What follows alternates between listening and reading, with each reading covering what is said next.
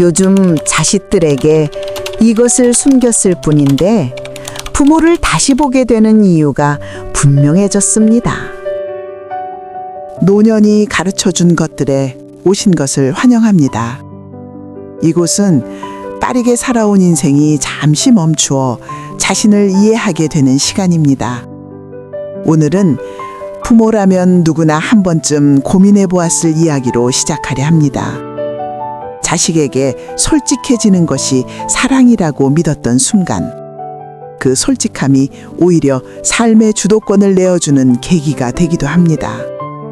걱정이라는 말로 보장된 말들 속에서 우리는 보호받는 존재가 아니라 점점 관리되는 존재가 되어갑니다. 노년에 와서야 깨닫게 되는 것은 돈의 많고 적음보다 어디까지를 보여주고 어디까지를 지켜야 하는지라는 경계의 문제입니다. 이 이야기가 지금의 당신 마음에 닿는다면 구독으로 함께 해주세요. 노년의 선택을 조금 더 단단하게 만드는 이야기들을 계속 나누고 싶습니다. 그럼 먼저 통장 잔고를 보여주는 순간부터 관계의 방향이 어떻게 바뀌기 시작하는지 그 첫 장면을 함께 들여다보겠습니다. 통장 잔고를 보여주는 순간 걱정이라는 이름의 계획이 시작된다. 순자할머니는 별다른 의도 없이 통장을 꺼내 보였습니다. 5천만 원. 평생 아껴 모은 돈이었고 혹시라도 자식이 걱정할까 싶어 솔직하게 보여준 숫자였습니다. 그 순간 분위기는 조금 달라졌습니다. 아들은 한참 숫자를 들여다보다가 말했습니다. 혼자 사는 건 위험해요. 이어서 같이 살면 서로 좋잖아요. 라는 말도 덧붙였습니다. 말투는 부드러웠고 표정에도 염려가 담겨 있었습니다. 겉으로 보기엔 사랑이었습니다. 하지만 그날 이후 대화의 방향이 달라졌습니다. 무엇을 먹는지, 병원은 언제 가는지, 외출은 누구와 하는지 같은 질문들이 잦아졌습니다. 걱정이라는 이름으로 시작된 말들이 하나둘 모여 계획이 되었습니다. 그 계획은 할머니의 삶을 더 안전하게 만들기보다는 자식이 더 많이 개입할 수 있는 명분이 되었습니다. 통장 잔고는 도움을 받기 위한 증명이 아니라 결정권이 넘어가는 근거가 되어버렸습니다. 순자할머니는 그때까지도 크게 이상하다고 느끼지 않았습니다. 자식이 관심을 가지는 것이라 생각했고 나를 생각해서 하는 말이라고 믿고 싶었습니다. 하지만 마음 한켠에서는 설명하기 어려운 불편함이 쌓여갔습니다.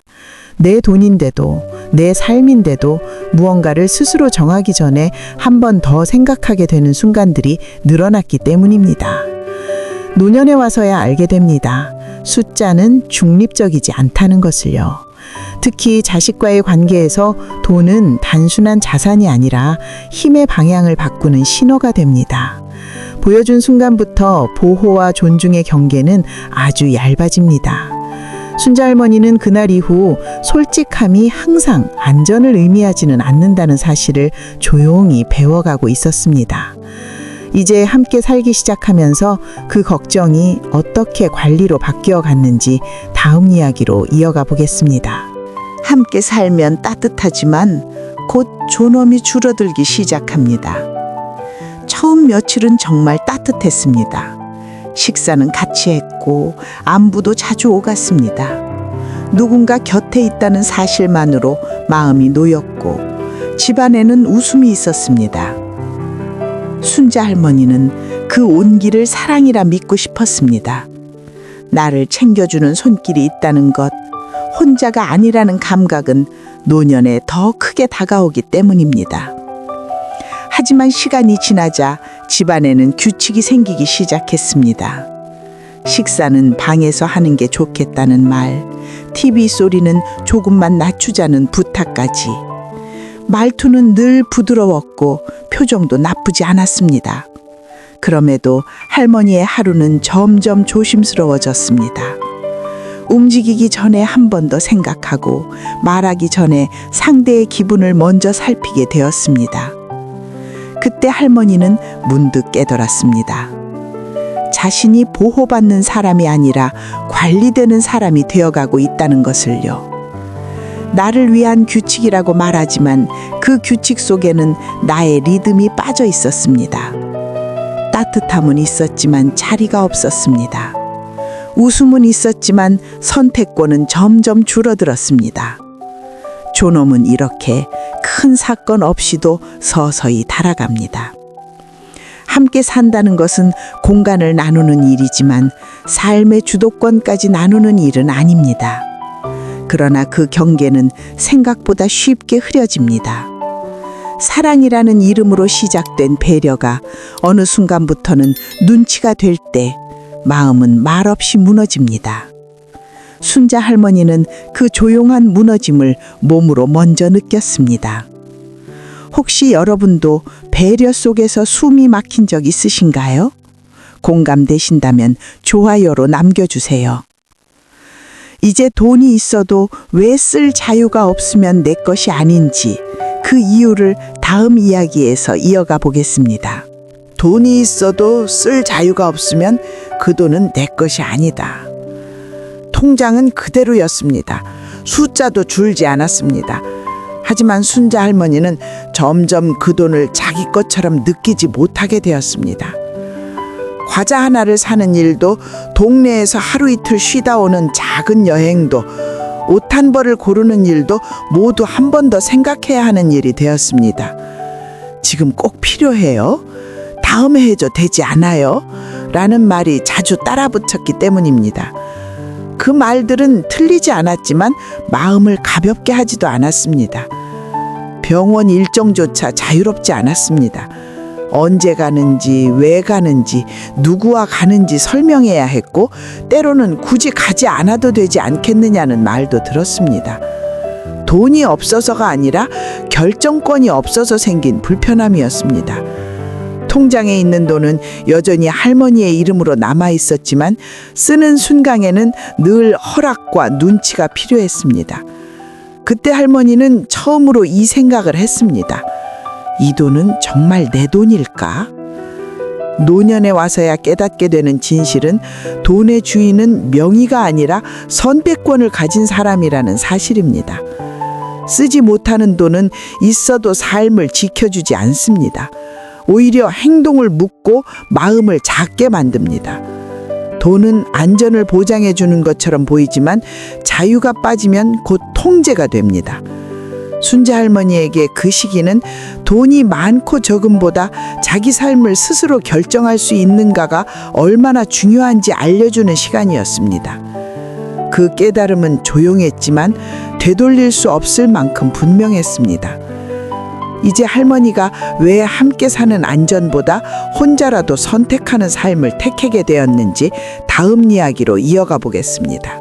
같이 살면 안전 대신 혼자라도 내가 선택하는 삶을 택하다. 순자 할머니는 어느 날 크게 말하지 않았습니다.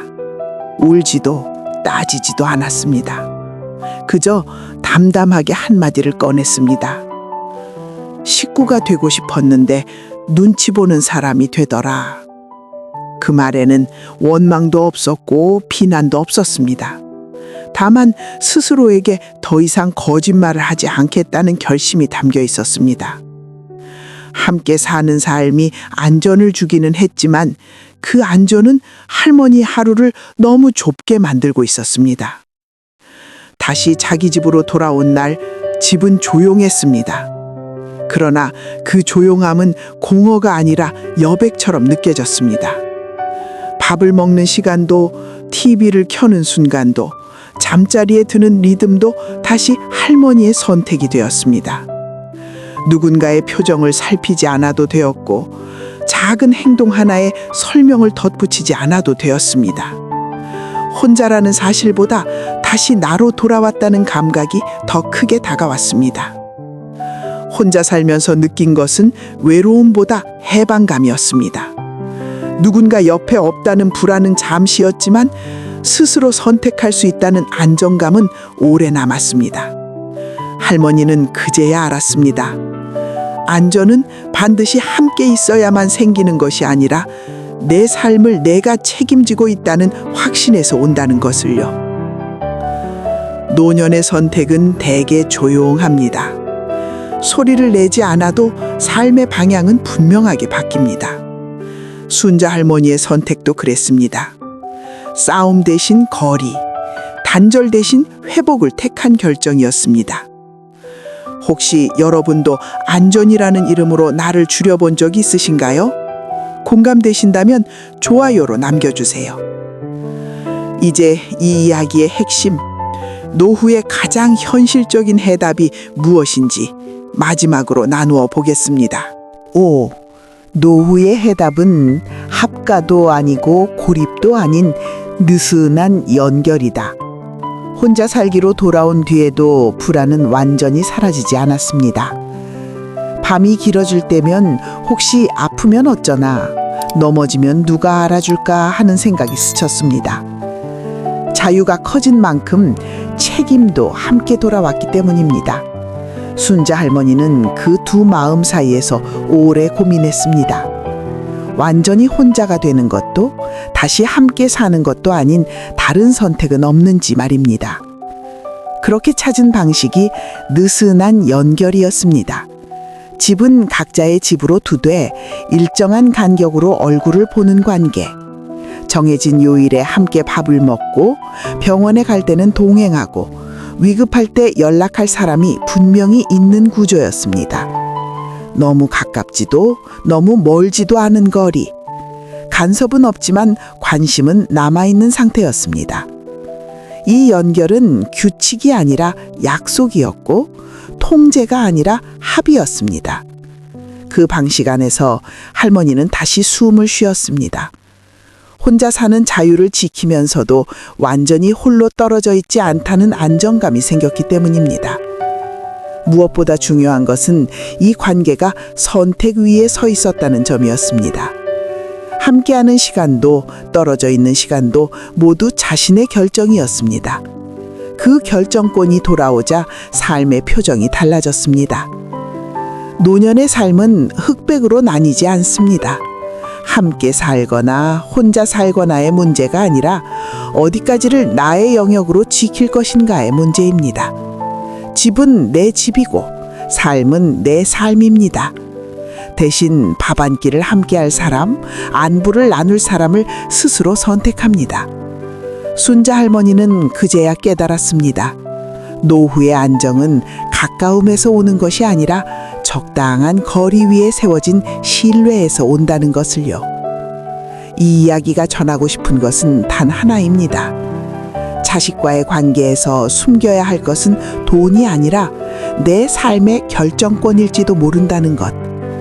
그 결정권을 지킬 때 부모는 다시 한 사람으로 보이기 시작합니다. 오늘 이야기는 자식과 거리를 두라는 말이 아니었습니다. 숨기라는 것도 마음을 닫으라는 뜻도 아니었습니다. 다만 노년에 들어서면 무엇을 나누고 무엇을 지켜야 하는지 스스로 정할 필요가 있다는 이야기였습니다. 돈은 보여주는 순간 걱정이 되고 걱정은 곧 계획이 됩니다. 그 계획이 선의에서 시작되었더라도 부모의 삶을 대신 결정하게 만드는 순간 존엄은 조용히 흔들립니다. 함께 사는 것이 꼭 정답도 아니고 혼자 사는 것이 답도 아닙니다. 중요한 것은 내가 선택하고 있다는 감각입니다. 집은 내 집으로 두고 삶의 리듬도 내가 정하며 필요할 때만 느슨하게 연결되는 관계. 그 안에서 부모는 보호의 대상이 아니라 여전히 삶을 살아가는 한 사람으로 남을 수 있습니다. 이 이야기가 당신의 마음에 작은 용기를 남겼다면 좋아요나 구독으로 조용히 함께 해주세요.